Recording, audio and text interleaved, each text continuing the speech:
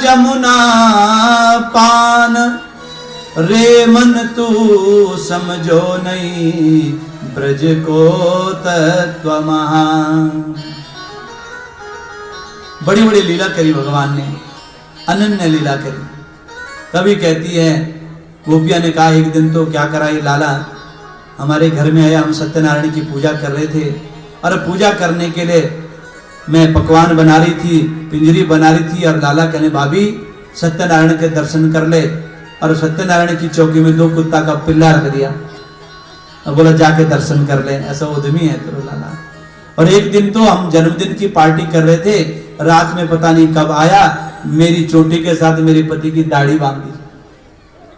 अब दाढ़ी बांधी, रात को जैसे उठे कोई इधर खींचे कोई उधर खींचे, ऐसे होते मित्रों लाला मैया को उलाना देती हुई।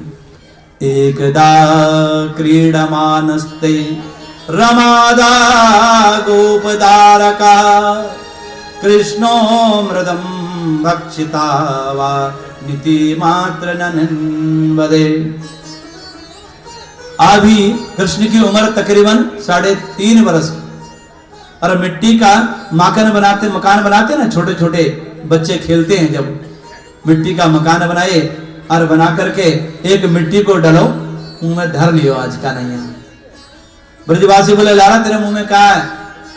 बोले हूं। बोले अरे हूं क्या है मुंह में तो बता।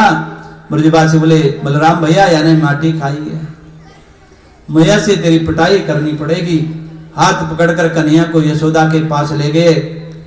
मैया आज हमारे संग खेल रहे थे और खेलते खेलते यानी इतना बड़ा माटी को डेलो मुंह में धर लियो। जैसे यशोदा ने सुनी लाला ने मिट्टी खाई है, तुरंत भीतर से निकल करके आई है, बालकृष्ण का कान पकड़ लिया, छड़ी दिखा दी। बलराम ने कहा देख तेरी शिकायत करूंगी। बलराम से कहा तू मेरी शिकायत करेगा तो मैं भी मैया से बोलूंगी भांग को गोला खाता है, हाँ आज मैं भी तेरी शिकायत करूंगा। बलराम तो चुप हो गए। अब क्यों रे? ब्रजवासियों बोले माटी खाई है। एक और बात, वेद में भगवान का नाम अप्त काम है, समस्त काम पूर्ण काम निष्काम, लेकिन यशोदा कृष्ण का कान पकड़ रही है और छड़ी दिखा रही है, क्यों तूने माटी खाई है? ऐसे ब्रह्म को कस्मान मृदमदान्तात्मन भवान भक्षितवान रहा, बदंती तावका वेते कुमारस्ते ग्रजो वयम। तुम्हारी शिका और तूने माटी खाई है। नाहम भक्ष्यंतनाम सर्वे मिथ्या विसंसिना, यदि सत्यगिरिस्त्रायी समक्षम पश्यमे मुखा। भगवान ने कहा मैंने माटी नहीं खाई है। मैया कहने लगी दिखा, मुंह दिखा, तूने खाई कि नहीं खाई? बोलते ना बच्चे को दिखाते ना, अपने बालक जब छोटे छोटे होते हैं, बोला दिखा। मैया कही अच्छो मुंह खोल करके दिखा, थोड़ी बहुत सी लगी होगी, देखती हूँ खाई कि नहीं खाई। मेरे गोपाल छोटे मुखारविंद को खोला। सज्जनों संपूर्ण ब्रह्मांड के दर्शन हो गए। लाला कहने लगी अब मुंह में थोड़ी रह गया, वो तो पेट में चले गया, रस तो चला गया अंदर, अब क्या दिखाना है तो। मैया यशोदा ने एकदम डर गई। 14 भुवन, पूरा भूमंडल, पूरा मंडल, यशोदा खुद भगवान कृष्ण के मुख को देख रही है, डर गई है। अरे क्या जादू हो गया ये, इसके मुंह में सब समस्त लोग। वैष्णवी व्यतनोन्मायम पुत्र स्नेहम मयि विवाह। मैया डर गई और कहने लगी ये तो कुछ और है। सोचने लगी कहीं भगवान तो नहीं है। भगवान ने माया को इशारा कर दिया, बोला इसकी बुद्धि में सब हटा दे, नहीं तो ये पता है फिर क्या होता है भगवान का। ये जितना लाड प्यार कर रही है कल से नहीं होगा, कल से मुझे बंद कर देगी अलमारी में, बस 2 टाइम खोलेगी, बाकी नहीं। इसलिए जो है यहां माया को आदेश दे दिया और बिना प्रेम निजे नहीं नटवरनंद किशोर। भगवान कितना यज्ञ करिए, कितना अनुष्ठान करेंगे, लेकिन जैसे देखती है मैया फिर वैसे की वैसी है। आज यशोदा ये की हवेली में 85 चौक है नंद बाबा की। एक चौक में 10,000 गाय खड़ी।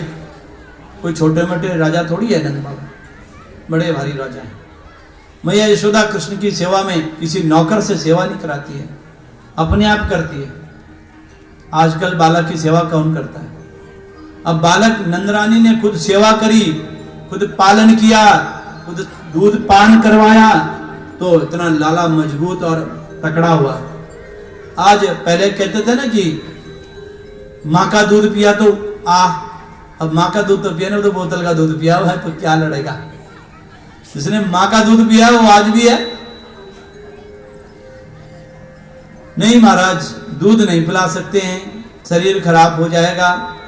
बच्चा होने से पहले पहले आ जाती है, मायावाद की बात देखी जाएगी। जिसने अपने बालक को स्नेह से नहीं पाला, छाती से, कैसे यशोदा ने अपने बालक को पाला था। कई घरों में देखा है, मां का दूध पिया है तो बालक में बुद्धि आती है, संस्कार आते हैं। देखो, मनसा वाचा कर्मणा 3 प्रकार से भक्ति होती है, मन से, कर्म से, वचन से। अपने बालक को कन्हैया बोली, मैया बड़ी जोर से भूख लगी है, माखन दे दे। माखन तभी निकलो नहीं। इस प्रकार से लाड लड़ाती है और कन्हैया अपनी मां से जिद करता है। जिद करते करते जो है, आज माटी जब देखती है, देख करके प्रसन्न होती है और चलते चलते भगवान मैया यशोदा को संजात को पस्फुरित रणानुधारम संध्यासृदृशं दधिधर्म व्यथंच भाजनम भीत्वा मृषर्षदृशदस्मनारहो जज्ञासहेदयं बतरं तगन्ता। मैया ने देखा ही तो बहुत उद्यमी हो रहा है और इसका धीरे धीरे इसका उद्यम बढ़ रहा है, इसलिए इसको आज मैं बांधती हूं, इसको कुछ दंड देती हूं। और दंड देख सुखदेव जी कहते हैं, देखो भगवान ने झूठ मूठ के आंसू कहते, मैया मैंने कोई गलती नहीं करी, कोई माखन नहीं चुराया, कोई मटकी नहीं फोड़ी है, और तू मटकी के लिए तो नहीं पीट रही है मुझे। बोला नहीं, तू जो है चोरी करता है, उद्यमी हो गया है। उद्यमी करते करते आज जो है भगवान को मैया बांधने लगी और रेशम की एक रस्सी लाती है। आज मैं तेरे को रस्सी से बांधूंगी और तेरे को दंड दूंगी। आइए हरि कीर्तन करते हुए कुछ सत्संग की तरफ बढ़े। नट खट नंद किशोर माखन खा गयो माखन चोर। प्रेम से तालियों के साथ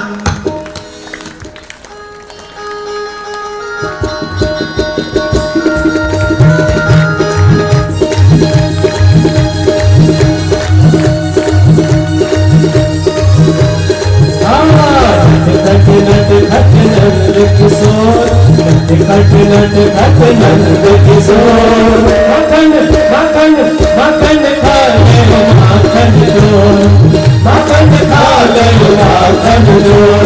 नट खट नंद किशोर, नट खट नंद किशोर माखन खा गयो माखन चोर, माखन खा गयो माखन चोर। हरि पकड़ो पकड़ो दौड़ो दौड़ो गाढ़ा भागा जाए, हरि पकड़ो पकड़ो पकड़ो दौड़ो दौड़ो गाढ़ा भागा जाए। कभी कुंज में कभी कदम में हाथ नहीं हो आए, कभी कुंज में कभी कदम में हाथ नहीं हो आए। वो फूल की गलियों में मच गया शोर, वो फूल की गलियों में मच गया शोर। माखन माखन माखन खा गयो माखन चोर, माखन खा गयो माखन चोर।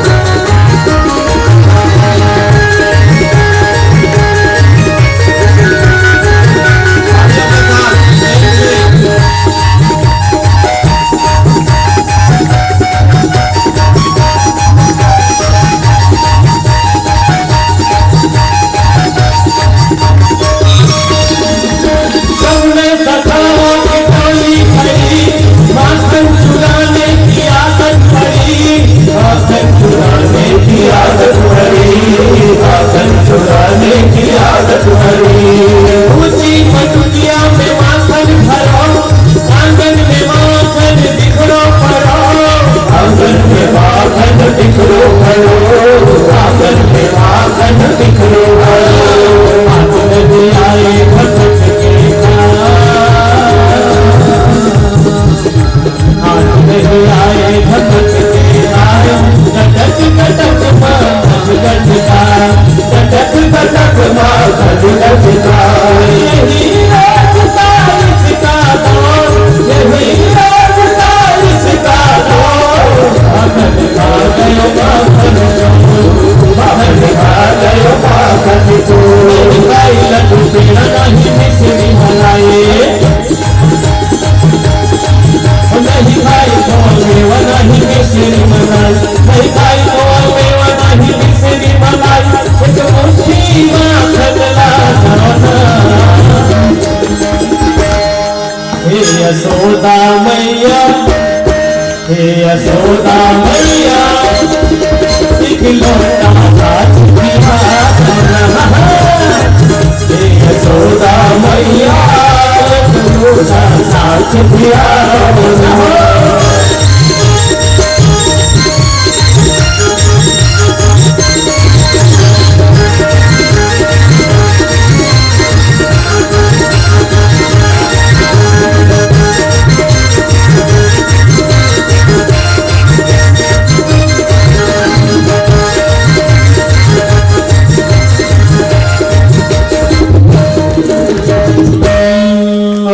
कृष्ण भगवान की जय।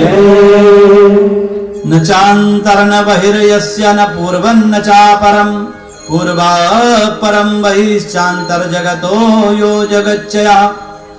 जिस परमात्मा का आदि का पता नहीं, अंत का पता नहीं, अधोक्षित कृष्ण को यशोदा अपना पुत्र समझ रही है। आगे आगे लाला दौड़ते हैं, पीछे पीछे यशोदा छड़ी लेकर के दौड़ रही है। और जो बेणु में फूल लगे हैं यशोदा मैया के, वो झड़ रहे हैं और वो फूल धन्य कह रहे हैं, मैया हम धन्य हो गए हैं, तेरे चरणों में हमारी अनुरक्ति। आज जिस ब्रह्म को देखने के लिए दुनिया देवता तरसते हैं, आज तेरे 85 चौक में ब्रह्म आगे दौड़ रहा है और मैया पीछे पीछे दौड़ रही है। धन्य है तुम, कितना वात्सल्य है मां के अंदर। लाला दौड़ रहा है, बोला थक गया, रुक जा। बोला मारेगी तो नहीं? अरे दारे के तेरी पूजा करूंगी। बोला रुक जा, आ तो सही। थोड़ा थोड़ा चलते हैं और धड़ाम से पकड़ लेती है। अरे पकड़ की है, बोला अब मैं तेरे को भोग लगाती हूँ, रुक जा, आ जा। अब रेशम की डोरी, कोमल डोरी को लेकर के बांधने लगी और 2 अंगुल छोटी, क्योंकि 2 शक्ति है, एक माधुर्य शक्ति और ऐश्वर्य शक्ति। माधुर्य शक्ति कहती है कि गोपाल बन करके आया है, मैं बांध करके मानूंगी। और ऐश्वर्य कहती है कि ये बंधन बंधने वालों में नहीं है, इसे कैसे बांधूंगी। इधर कश्यप जी स्वयं उखल बन करके आ गए और अदिति रस्सी बन करके आ गई, और दोनों कहते हैं कि नहीं, बंधना भी नहीं चाहिए।